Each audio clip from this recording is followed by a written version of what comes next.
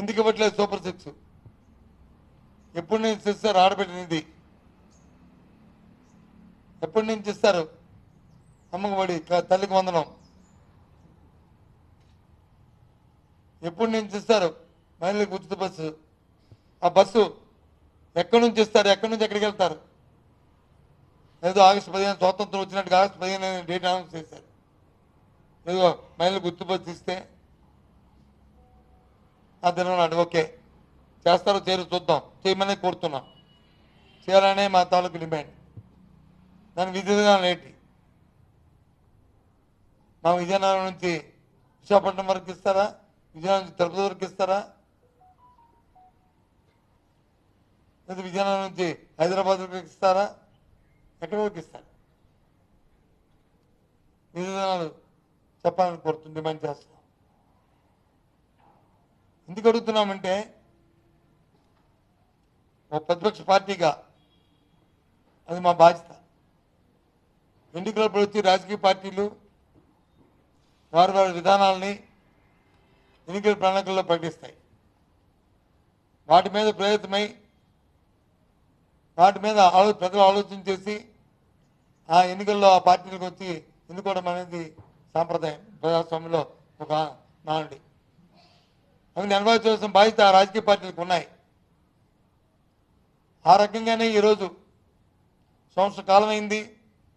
ఈ కూటమి ప్రభుత్వం ప్రజలకు ఇచ్చిన వాగ్దానాలని నెరవేర్చకుండా కాలయాపన చేస్తున్న ఈ నేపథ్యం. పైపెచ్చు 2 లక్షల అప్పు 2 లక్షల అప్పు అంటున్నారు. వాస్తవాలు వచ్చి అసెంబ్లీలో పెట్టారు. 4 నుంచి 5 లక్షలు 5 లక్షల కోట్లు 4,80,000 కోట్లు 70,000 కోట్లు సబ్జెక్టు కరెక్షన్. మళ్ళీ 14 లక్షలు 10 లక్షలు అంటారు.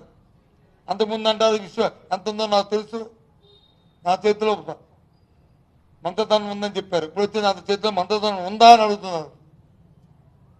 సంపద సృష్టించడం మాకు తెలుసు అన్నారు. ఇవాళ చెత్త పెరిగిపోతుంది వీధుల్లో, ఊరుల్లో. ఇతను నాదుడు లేడు. ఈ రకమైన అస్తవ్యస్తమైన పరిపాలన ఇవాళ రాష్ట్రంలో ఉంది. అందుకు అడుగుతున్నాం. సంవత్సర కాలం అవుతుంది. మీరు ఎప్పటి నుంచి మీరు ఇచ్చిన వాగ్దానాలు నెరవేరుస్తారు? వాటి విధి విధానాలు తెప్పాలి. ఒక క్యాలెండర్ అనౌన్స్ చేయాలి. ఇప్పటికే ప్రజలు వచ్చి సుమారు గత పాలనలో ఇవ్వాల్సిన ఎన్నికల ముందు ఇస్తామనుకున్నవి ఎన్నికల నోటిఫికేషన్ ద్వారా వాటిని ఇవ్వనీయకుండా ఆపి ప్రజలకు అందనీయకుండా చేశారు. సరే కొన్ని ఈ ప్రభుత్వం వచ్చేస్తుంటే ఈ ప్రభుత్వం వచ్చి కూడా చేయలేదు. సంవత్సరం అయిపోయింది. 2వ సంవత్సరంలో అడుగేటేస్తున్నాం. ఆ ప్రజలను ఎందుకో ఇబ్బంది పెడుతున్నారు? ఇస్తారా ఇవ్వరా? ఇస్తే ఎప్పటి నుంచి ఇస్తారు? ఇస్తే ఆ విధానం ఏంటి? ఇప్పటికైనా చెప్పాల్సిన బాధ్యత ప్రభుత్వానికి ఉన్నదని ప్రభుత్వాన్ని డిమాండ్ చేస్తూ మీ ద్వారా డిమాండ్ చేస్తున్నాను. ఓకే.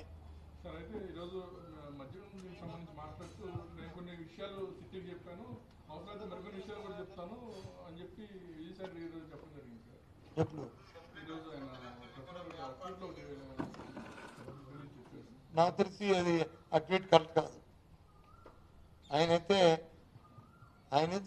చెప్పుకుంటే చెప్పుకోవచ్చు కానీ తప్ప ఆయన మళ్ళీ ఇంకో ట్వీట్లో ఇచ్చాడు, ఇది నువ్వు ఇచ్చింది కాదు, ఇది అబద్ధం అని చెప్పి ఆయన ఇంకో ట్వీట్లో కూడా నేను చదివినది నాకు గుర్తు ఇవ్వాలి. ఆయన ఇది ఇచ్చింది అదే వాస్తవం కాదా అబద్ధం అని చెప్పి వాళ్ళు ఇస్తే ఇచ్చుకోవచ్చు కానీ ఆయన చెప్పింది మాత్రం కాదు.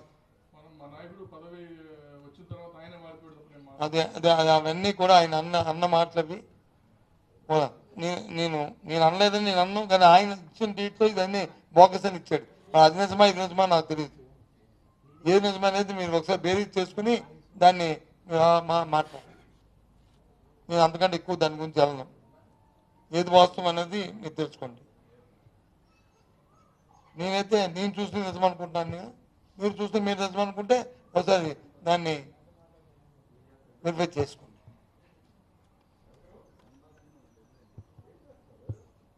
ఇంకా ఉన్నాయా?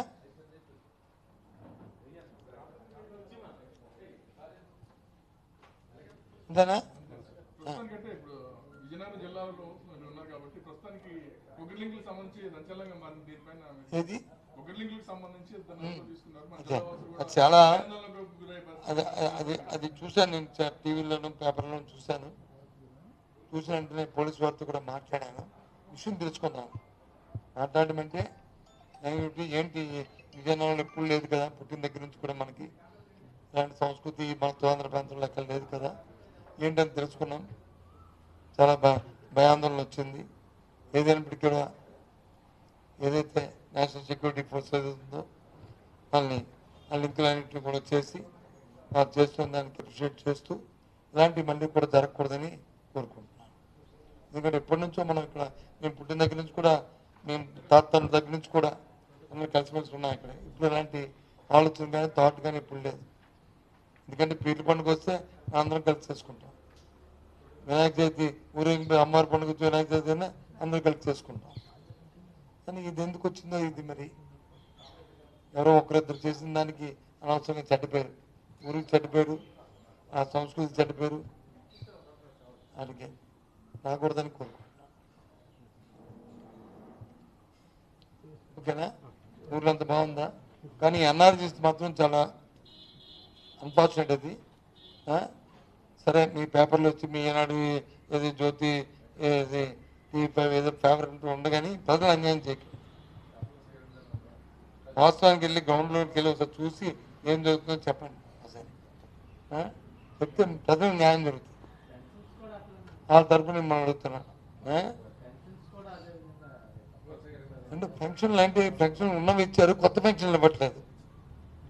అది ప్రభుత్వ విధానం. వాళ్ళు ఎప్పుడు ఇస్తే అప్పుడు ఇస్తారు. ఇంతకుముందు వైసీపీ ప్రభుత్వం ఉన్నప్పుడైతే సంవత్సరాన్ని 2 సార్లు ఇచ్చేవాళ్ళం.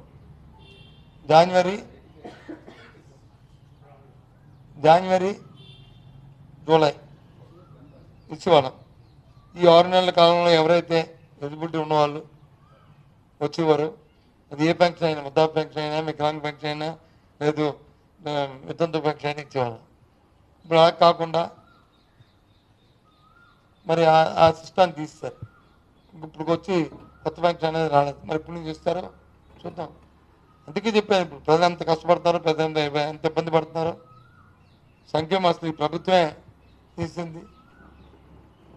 ఎంతసేపు ఈ ఐటీ అని ఊరికే మప్పెడుతుంది, కానీ అసలు అది కూడా లేదు. చూస్తే వైద్యాల ప్రాంతంలో వచ్చి కొన్ని కంపెనీలకి అయితే రూపాయికి ఎకరానికి ఇచ్చి ఏ రకంగా ప్రజాధనం దుర్వినియోగం చేస్తున్నారు. మల్లూరులో ఇది లుల్లులో మాల్కి అయితే వాళ్ళు పెట్టిన ఇన్వెస్ట్మెంటే 1500 కోట్లు, ప్రభుత్వ భూమి ఖరీదు వచ్చి 2000 కోట్లు. ఈ రకంగా ఏ రకంగా వైజాగ్లో డబ్బులు జరుగుతుందో చూస్తున్నాం. ఇది మంచిది కాదని చెప్పి నేను చెప్తున్నాను.